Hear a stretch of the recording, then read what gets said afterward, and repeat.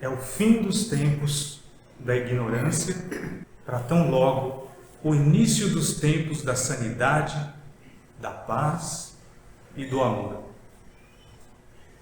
E diante desse intervalo entre um tempo e outro, nós temos o que chamamos de Apocalipse. E são esses os nossos tempos. Nós estamos em tempos perturbadores, onde a mentira tornou-se verdade, as verdades tornaram-se mentiras, todas as instituições intocáveis passaram a ser questionadas, e nós, no meio de tudo isso, perturbados ficamos em todos os dias que estamos aqui. Mas há 2000 anos atrás, Jesus falou algumas palavras estranhas que pareciam estranhas até os tempos de hoje, mas que para nós hoje torna-se uma verdade muito grande e um alerta para todos nós. Contam os evangelhos que Jesus ia à frente e uma multidão seguia. Em determinado momento ele parou, virou-se para a multidão e disse: aqueles que venham a mim e não ficar contra o seu pai, a sua mãe, os seus irmãos, os seus filhos, não poderão ser meus discípulos. E aquele que não renunciar a tudo que tem, também não poderá ser meu discípulo. E aquele que não carregar a sua cruz e me seguir, não poderá ser o meu discípulo. Jesus nos coloca neste momento nos tempos de hoje. Ele nos coloca dentro dos nossos lares. Os nossos lares serão o pilar de toda a sociedade. Tudo o que acontece externamente nos afeta internamente. Porque cada um de nós temos um modo de ver as coisas. Muitos de nós se esforçam a praticar o Evangelho, se esforça a se melhorar, a se autoconhecer, mas dentro dos nossos lares haverá aqueles em que não se esforçarão. Jesus nos alerta disso.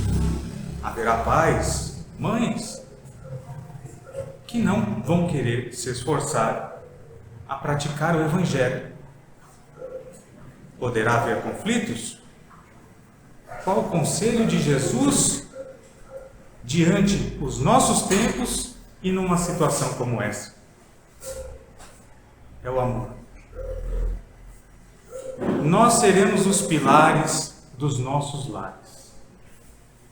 Não esperemos que os nossos entes queridos sejam os pilares. Não. Tomemos nós a ação. Se nós nos esforçamos a ter o Evangelho como guia, nós seremos os pilares do nosso lar. E então vamos fugir das perturbações.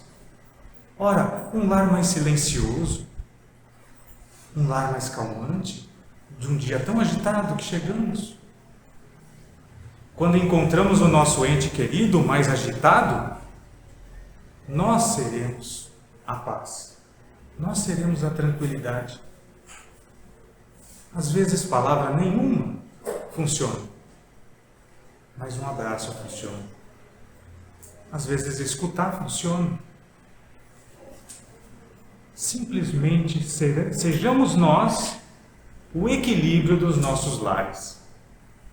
Não importa se são nossos pais, nosso marido, nossa esposa, os nossos filhos. Seja qual for o ente querido que estiver perturbado dentro dos nossos lares, sejamos nós os pilares. Para fazer sentido estarmos aqui. O Evangelho que nós recebemos, todas as vezes que vamos às instituições religiosas, tem que funcionar em nós. Não nós esperarmos que o outro faça aquilo que é a nossa função neste momento. Jesus nos recomenda uma outra coisa nessa passagem: a renúncia. Quem de nós está preparado neste momento, nos tempos que chegaram, a renunciar? Quando falamos em renúncia, muitos de nós já logo imaginam que são as renúncias financeiras e materiais. Jesus nos pede a renúncia do nosso orgulho, da nossa vaidade, do nosso egoísmo.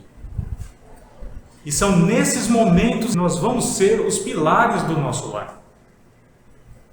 Porque não importa se eu estou certo ou se o outro está certo.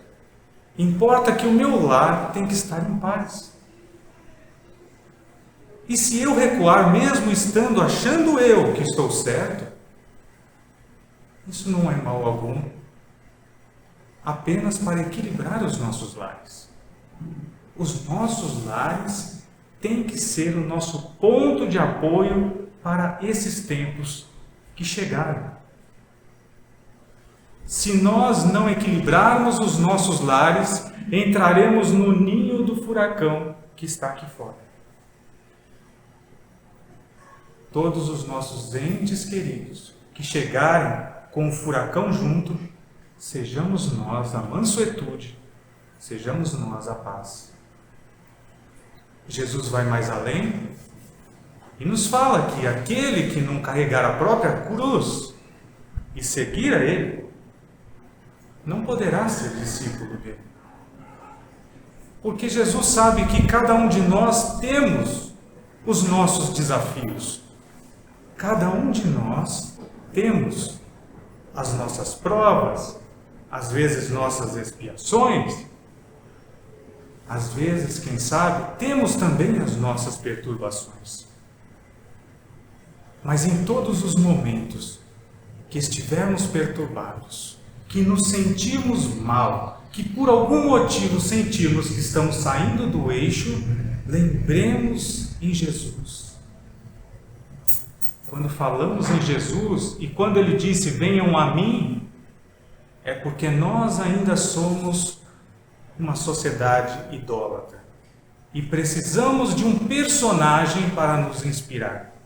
Mas quando Jesus disse, venham a mim, Ele queria dizer, venham ao Evangelho, venham às boas novas.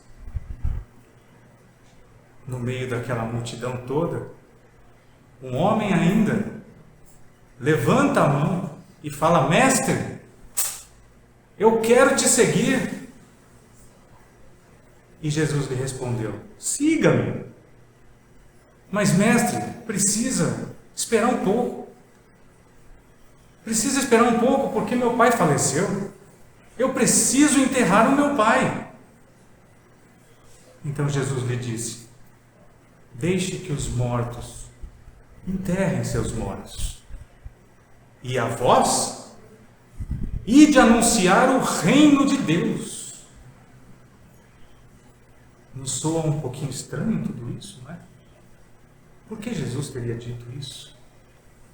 Jesus nos traz duas coisas fundamentais e que devemos desde já nos posicionar, porque Jesus, nessa passagem toda, Ele está pedindo para aquela multidão a posição. Ele quer a posição de cada um de nós. De que lado você está?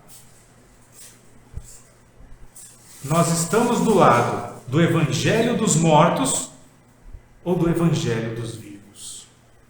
Sim, porque muitos de nós vivemos o Evangelho dos mortos, o Evangelho perecível, o Evangelho do agora, desta encarnação, o Evangelho da participação em instituições religiosas, esperando uma graça sem o esforço nenhum, esperando presentes sem ao menos se esforçar para merecê-los. Esse é o Evangelho dos mortos. E quando saímos da instituição religiosa, continuamos fazendo o mesmo que faríamos e que fizemos antes. A mesma coisa, do mesmo jeito, esperando a graça de Deus, sem ao menos se esforçar um pouquinho. Mas o Evangelho dos vivos não. O Evangelho dos vivos diz que não acaba com a morte. Nós somos espíritos eternos e prosseguiremos. E o Evangelho dos vivos é o Evangelho da vida, da saúde, é o Evangelho da alegria, é o Evangelho da felicidade, é o Evangelho que depois desses tempos que estão acabando, os tempos da ignorância, virão os tempos da felicidade e da paz. E nós estamos no meio desses tempos. Temos que nos posicionar. Qual Evangelho que nós temos no nosso coração? É o Evangelho do mínimo esforço ou o Evangelho da vida eterna? O Evangelho que não se acabará. O Evangelho que vamos fazer dentro das nossas casas em ações. A maior das nossas pregações não são com palavras, não são com livros abertos em leituras. Nós pregamos a maior parte da nossa vida em todos os lugares pelas nossas ações. Vê-se a árvore pelo fruto. O que é que estamos levando de fruto para o mundo e pela recomendação de Jesus para os nossos lares? Sejamos nós o Evangelho da vida, o Evangelho da esperança, o Evangelho da paz. Quando encontrarmos dentro das nossas casas conversas menos salutares, conversas pessimistas, mudemos completamente o ar, olhemos para o céu e dizemos: Senhor, que dia lindo é o dia de hoje. Obrigado, Senhor, por me dar a oportunidade de estar de pé, de poder levantar. Quantos não podem? Obrigado, Senhor, por me dar a oportunidade de almoçar. Quantos não têm o que comer? Obrigado, Senhor, por me dar a oportunidade de refletir e de enxergar o que antes eu não enxergava. E por isso hoje eu vou fazer em ações dentro do meu lar, ser o pilar do Evangelho vivo de Jesus. De que lado nós estamos? João Evangelista nos responde essa pergunta. Porque Deus amou o mundo de tal maneira que deu ao mundo o seu Filho amado, para que todo aquele que a Ele seguir não pereça, não morra, mas tenha vida em abundância, vida eterna. Sejamos nós o Evangelho vivo de Jesus, porque nós somos eternos e não perecíveis. Graças a Deus.